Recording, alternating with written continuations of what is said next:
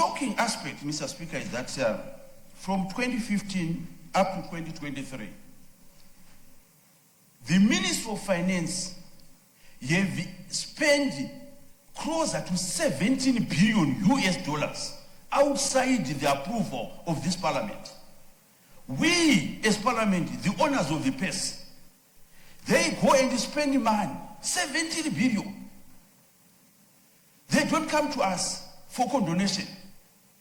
And it so happened, Mr. Speaker, say that even in 2019, 2020, 2021, 2023, when the Honorable Minister was telling Zimbabwe Parliament that we have had the surplus, the true position is that we were continuously having over expenditure, and they were being done outside the parliamentary scrutiny. Opportunity to debate the mid-term review statement presented by the Honorable Minister of Finance. Mr. Speaker said, the Honorable Minister informed us that the government revenue reached US 5.3 billion during the first half of the year, exceeding the target. He also projected economic growth of around 8.3% and attributed this to lower than budgeted expenditure to fiscal discipline. Yet, Mr. Speaker, outside this house, millions of Zimbabweans are asking one simple question. If the economy is growing by 8.3%, where is that growth?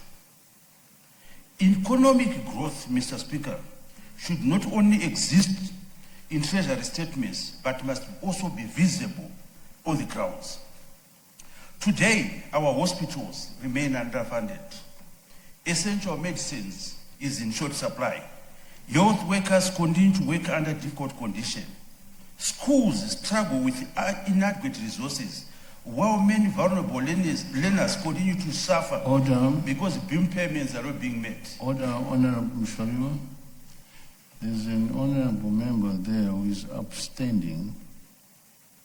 You can't have two members of the House standing at the same time. Please. Sorry, Honorable Mthuli, you may proceed.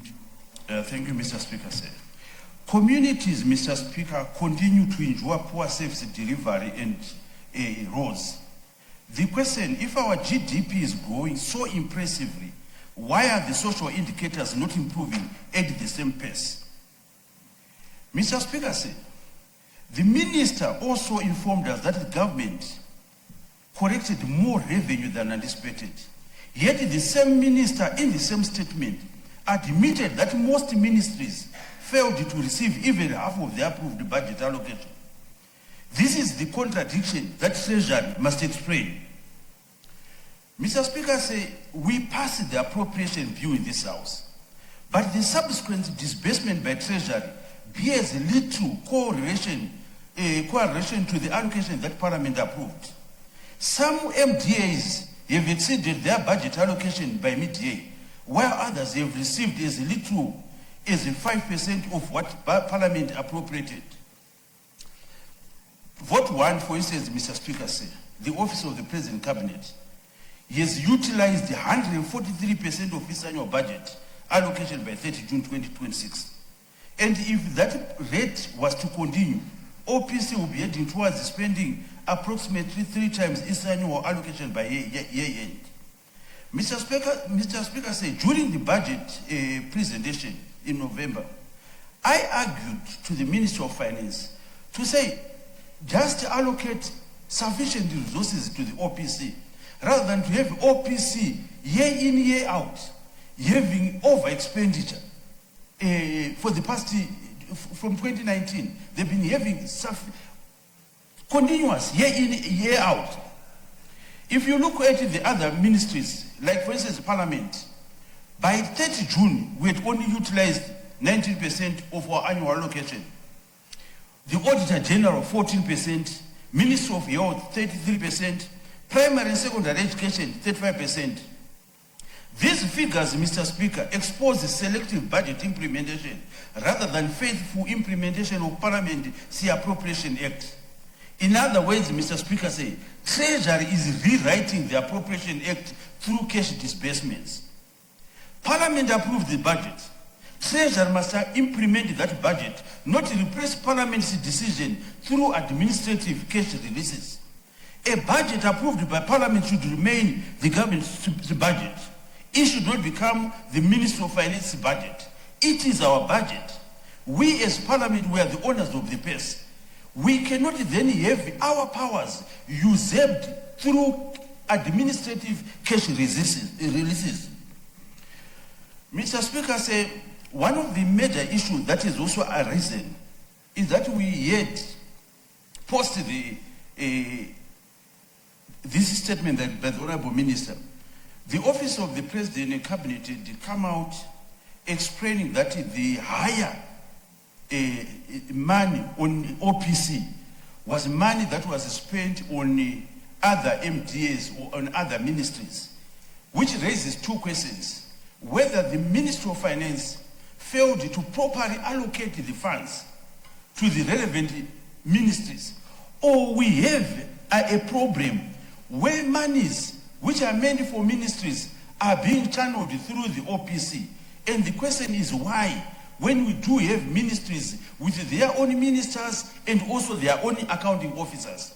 I think it is important and prudent that the Honorable Minister needed to make sure that if the money that was meant for Minister of Health, they should actually go through the Minister of Health so that we don't create an impression that the OPC budget is ballooning when in actual fact it is Minister of Health.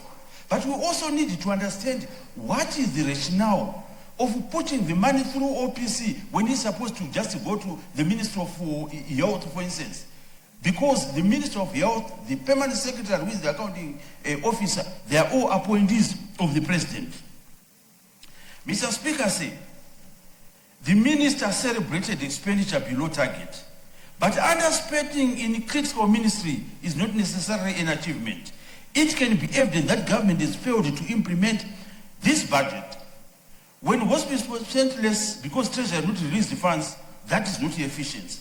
When schools fail to implement programs because the Treasury has withheld resources, that is not fiscal prudence. When the Parliament and the Auditor General cannot adequately perform their constitutional mandates because of inadequate funding, that is not responsible financial management. It is a weakening of constitutional accountability. If government collects more revenue than expected, but simultaneously fails to fund critical public services, then the question is not whether government is money. The question is where government is chosen to put the money. I want to move, Mr. Speaker, to say that if you analyze the revenue as according to the minister advised that VAT contributed to 28% of total revenue, making it government's single largest source of income. That is statistics deserve closer scrutiny. VAT is paid largely by ordinary Zimbabweans. Every single day when they buy food, transport, clothing, airtime, and other basic necessities. In other words, the ordinary citizen is carrying a significant part of government's revenue performance. The people, Mr. Speaker, have done their part. They've paid their taxes. Government has collected those taxes. The question is whether government has delivered equivalent value back to those taxpayers. More importantly, exceeding revenue target is not by itself evidence of economic success. If additional revenue is being generated primarily through consumptive taxes such as VAT, it means government has become more effective at taxing consumption. It does not necessarily mean that production is expanded, industry are growing, investment is increasing, or that household incomes are improving. It should produce, Mr. Speaker said, a robust economy with more jobs, stronger industry, better hospital, better schools, and improved infrastructure. But judging by the condition of our public services, those benefits, Mr. Speaker, remain difficult to see. On the question of debt, Mr. Speaker said, the minister informed us that public debt has increased from ZiG 567 billion to ZiG 581 billion, equivalent to approximately $21.7 US, of which 53% is external debt and 47% is domestic debt. Government, in the period under review, paid only US 170 million towards debt servicing during the first half of the year. While the effort to honor debt obligation is welcome, the reality, Mr. Speaker, is that our debt stock continues to grow. A growing debt burden reduces fiscal space and leaves fewer resources for health, education, agriculture, water, sanitation, and infrastructure. The obvious question therefore becomes, if the economy is supposedly growing by 8.3%, why is the public debt continuing to rise? Growth must translate into stronger public finances, not a growing debt burden alongside deteriorating public service. Then, Mr. Speaker, you may be aware that the Minister of Finance finally actually gazetted the condonation bill for 2019, 2020, 2021, 2022, and 2023. The shocking aspect, Mr. Speaker, is that from 2015 up to 2023, the Minister of Finance have spent closer to 17 billion US dollars outside the approval of this parliament. We, as parliament, the owners of the purse, they go and spend money, 17 billion.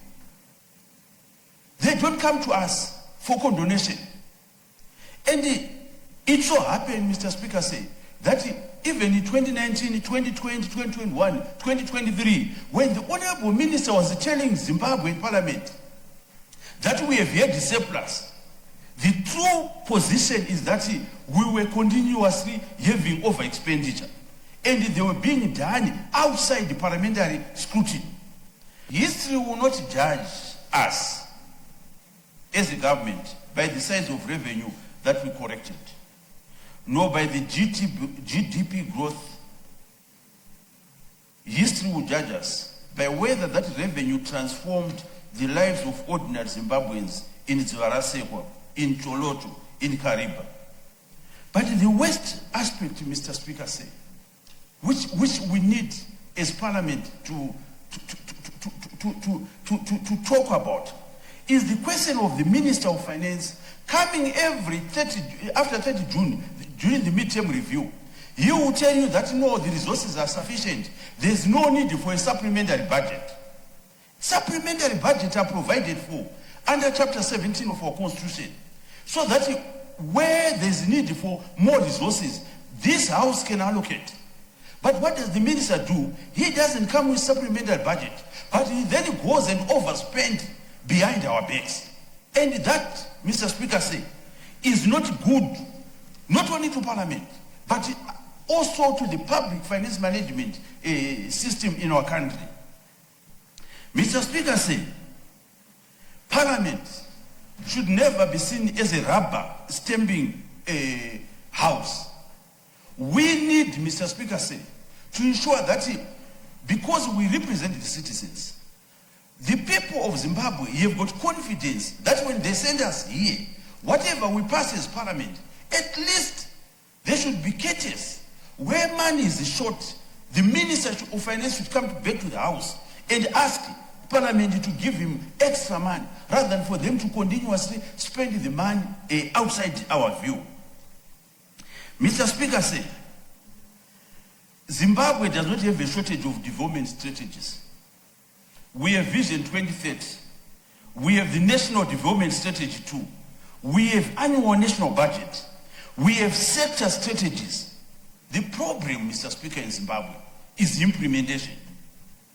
NDS2 speaks to economic transformation, industrialization, employment creation, improved social service, infrastructure development, and inclusive growth. But development strategies do not transform people's lives by themselves. Money must follow policy. Budgets must follow priorities. And expenditure must follow parliamentary authorization. You cannot achieve NDS2 objectives when the ministry is responsible for delivering those objectives receive only 30%, 35% or 40% of their budgets, while selected votes exceeded their annual allocation halfway through the year. That is not development planning, Mr. Speaker. That is development by discretion. Mr. Speaker, say, If you look at our GDP, numbers alone, Mr. Speaker, do not build nations.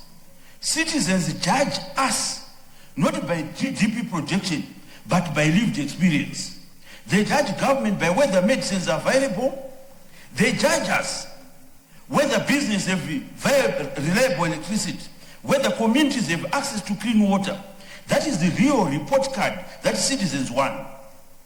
The people of Zimbabwe do not live inside GDP statistics. They live in hospitals without medicine. They drive on roads full of potholes. They send their children to under-resourced schools. The figures presented by the Honorable Minister leave us with one unavoidable conclusion. Zimbabwe does not have a revenue crisis. Government has exceeded its revenue target. Zimbabwe does not have a planning crisis. We have the NDS2 and other papers that I've actually mentioned. Zimbabwe has an implementation crisis, a prioritization crisis, and above all, an accountability crisis. Treasury is corrected money that Parliament approved in the budget. Yet, our social infrastructure remain down. Auditor's office, Auditor General Office, and Parliament especially, they are underfunded. Mr. Speaker, NDS2 was never intended, my reading of NDS2, was it never intended to produce impressive macroeconomic statistics while leaving citizens without adequate health care, quality education, and reliable public service. Development must be measured not only by GDP growth, but by improvement in people's life. The minister has presented an economy that is booming on spreadsheets, while citizens experience the economy that is struggling in their homes. The true measure of economic success is not the growth rate only, but the quality of our life experience outside it. And finally, Honorable Speaker, history will not judge us as a government by the size of revenue that we corrected, nor by the GDP growth. History will judge us by whether that revenue transformed the lives of ordinary Zimbabweans in Zvarasekwa, in Choloto, in Kariba. When Treasury spends outside parliamentary authorization, when appropriation acts are effectively varied through selective disbursements, and when Parliament is repeatedly asked to condone expenditure after the fact, we must ask ourselves, is Parliament still exercising the power of the purse? Or are we merely being asked to legitimize decisions already made elsewhere? On that test, Mr. Speaker said, the 2026 midterm review leaves far more questions than others. I thank you, Mr. Speaker. Thank you very much, Honorable Mshoriwa. May I call upon Honorable Chidua